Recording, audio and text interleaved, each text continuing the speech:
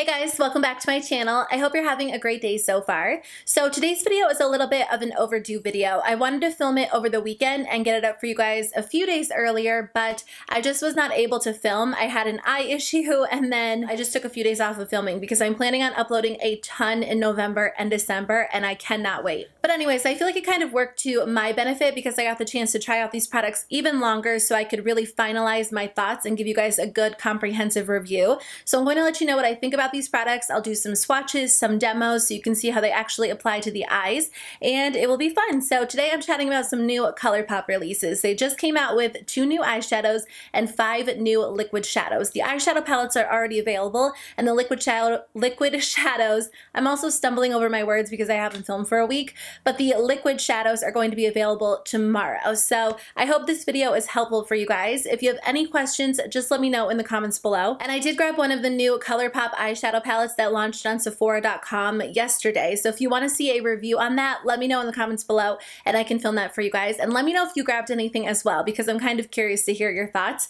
But let's jump into it and we'll chat about these products. Starting off, the You Had Me at Hello palette is really beautiful on the outside. It looks like the other palettes in terms of size and like the outer packaging. This one is $18, so it's $2 more than all of the other 12-pan pressed powder palettes on their website. The reason is because this palette does come with a mirror, which is a nice added touch. I know a lot of people were disappointed that the other palettes did not come with mirrors. They were just cardboard packaging, and when you opened them up, there was no mirror inside. So they did add a mirror to this palette, which is a nice touch. Additionally, there is more product in this palette. So this palette comes with 13.2 grams of eyeshadow, whereas all of the other pressed powder palettes on their website come with 10.2 grams. So you do get 3 grams more, which is pretty significant. It's like a third of these palettes more, so they did add more product in, and the actual shadows are 1.1 grams. So you do get a little bit more product, which I think is a nice touch because they are smaller shadows. So this is a mauve toned neutral palette. Again, it comes with 12 pans, 6 of them are metallic and 6 of them are matte. I think this palette is going to be a staple for a lot of people because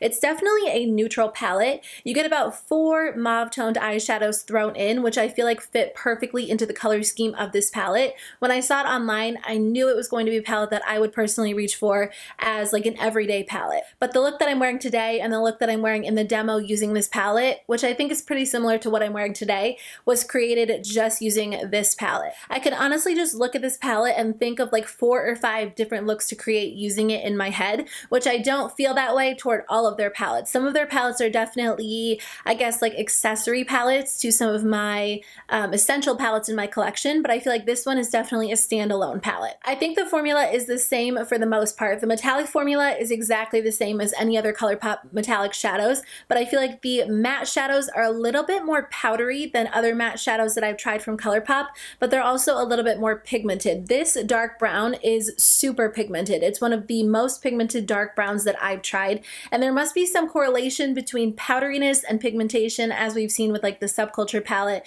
and Colourpop shadows. I think their matte shadows are very pigmented and very blendable, but they're also very powdery. So if you're not a fan of powdery shadows, when you dip your brush in and powder kind of kicks up, you're not going to like this palette. But if you can kind of overlook it because you like the shades and the pigmentation, I think it's worth having. These shadows honestly blend like a dream, and the metallic shadows apply really beautifully. I just apply them with my finger and I get great color payoff. So this one is very, very high quality in my opinion. The only con is that it is very powdery and it's $2 more, but you get more product and you get the mirrors. So those are my thoughts on this palette. Okay, let's move on to the Element of Surprise palette. So when I saw this one online, I knew that I wanted to grab it, but I will say I wasn't as immediately drawn to it as I was the You Had Me at Hello palette. When I first saw the pictures, it just kind of looked like they threw a pink and purple in the middle, and it didn't make a whole lot of sense to me. It kind of reminded me of Too Faced shadows, but once I got the actual palette and I swatched it and I played with the colors, it made a lot more sense because a lot of these shadows are kind of surprising, I guess. What am I trying to say? They don't look the same on the eyes as they do in the pan. So I feel like it makes a little bit more sense. The palette is a little bit more cohesive once you actually apply it rather than when you're just looking at it. So this one also retails for $16, just like their other pressed powder palettes. This one also comes with a little bit more product. It comes with 12.6 grams versus the 10.2 grams. So you do get a little bit more shadow in this palette. I'm not sure exactly why they did that because it is still $16. So it's just kind of like a nice little added bonus. So you open this palette up and there is is no mirror in it, but it does come with a bunch of fun colors. So when I first saw this palette, it definitely looked like a mainly neutral palette. They describe it as an edgy, dramatic palette with a girly twist, which I think is kind of fun because it looks like a typical neutral palette when you first look at it, but there are some fun touches in here. It's their first palette to come with all 4 finishes too, so you get matte shadows, metallic, duochrome, and satin. There is 1 satin, 3 duochrome, 2 metallic, and 6 matte. So again, you get a bunch of mattes. There is 1 matte that has like gold glitter in it, but otherwise they're all pretty much like raspberry tones or brown tones, so they're really beautiful on the eyes. So the matte shadows in this palette are pigmented and they're less powdery, but you do have to work a little bit harder to blend them, and the colors, once you apply them to the eyes, are a little bit different than what you actually see in the pans. It's so weird, like, because it's not just 1 or 2 of them, it's all of them. I don't know if that is like part of the element of surprise, if they did that on purpose, but if you're planning on purchasing this palette, I would go off pictures of swatches rather than pictures of the actual palette, if that makes sense. As for the metallics in this palette, I think the metallics perform really beautifully. They look just like any other metallic shadows from Colourpop, so I don't have any issues with the metallics. The duochromes are really gorgeous. I don't have a lot of duochrome eyeshadows in my collection. They're a little bit more sheer than other shadows from Colourpop. I love the metallic formula because it's very opaque, very rich and pigmented, but the duochromes are more of like a sheer shadow. If you're expecting this palette to be the same as their other palettes, just keep in mind that it's a little bit different. The formula is a little bit different. The colors are a little different, but it's a really fun palette to have in your collection, in my opinion. Out of the 2, I still think I would probably choose the You Had Me at Hello palette though, just because I think I would get more use out of it in the long run. I would see myself reaching for this on an everyday basis a lot more than I would this one, even though I've been using this one a lot lately. I think that this one makes the most sense in my collection, and if you're a neutral eyeshadow fan, it would make the most sense in your collection. If you have the money or you want to try something a little bit different, then the Element of Surprise palette might be a fun option for you. Okay, let's talk about the new Colourpop Supernova Shadows. These are a completely brand new product for Colourpop, and they're coming out tomorrow, November 2nd. So this is what the box looks like. It comes in a little box and it has like a galaxy kind of design on it, which is really fun. They're releasing 5 shades and they come in the same packaging as their concealer, although the concealer comes with a white top and these come with a silver top. The Supernova Shadows come with slightly more product. These come with 0.17 ounces, and I believe the concealers come with 0.14 ounces, so I just always throw that information out there for anyone who's interested. The first one is in this shade Walk of Fame. This one is a really beautiful kind of like champagne gold. It has a lot of yellow to it, but it's really gorgeous on the eyes. And then the color Dragon is a really gorgeous like true copper gold. If you want something a little bit deeper, this might be a great option for you. The third one is in this shade Hard to Impress, which is more of like a true brick red.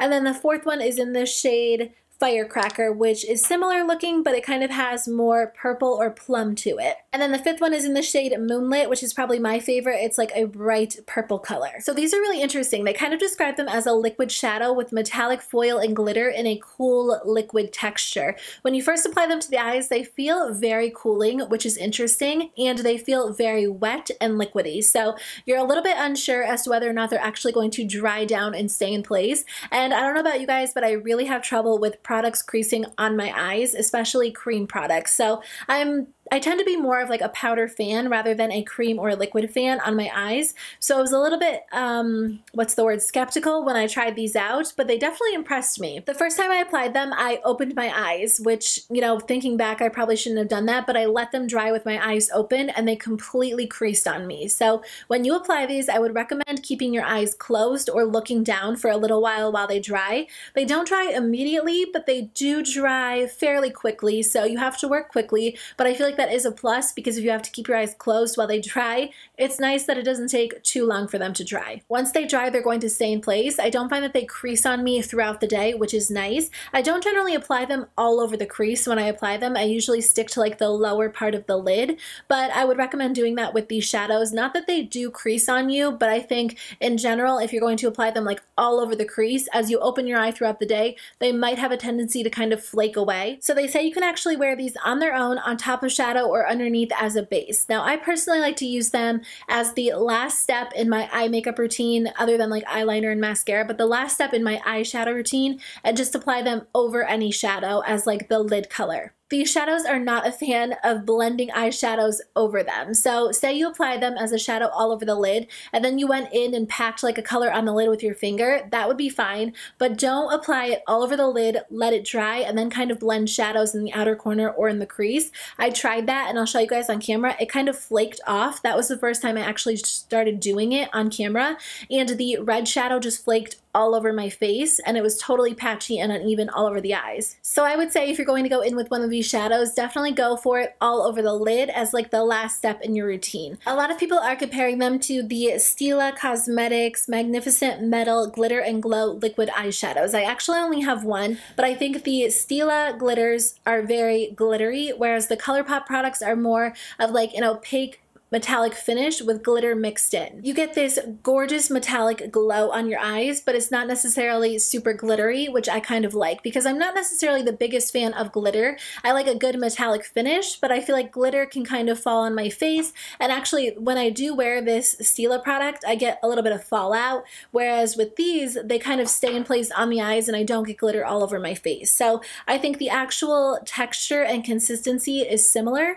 but I think the product is a little bit different. But like I said, I'm more of like a metallic person rather than a glittery person, so I think that the Colourpop products even appeal to me a little bit more, and they're a lot more affordable. They're only $7 and the Stila products are like $20-ish, so these are kind of fun. They're a little bit harder to work with. I think if you're a beginner, you might have a little bit of difficulty using them just because you have to have like the majority of your eye done before you use them, but it's not that serious. It's fun makeup, so I think if any of the colors appeal to you and you want to try them, I would recommend them. I think they're good quality.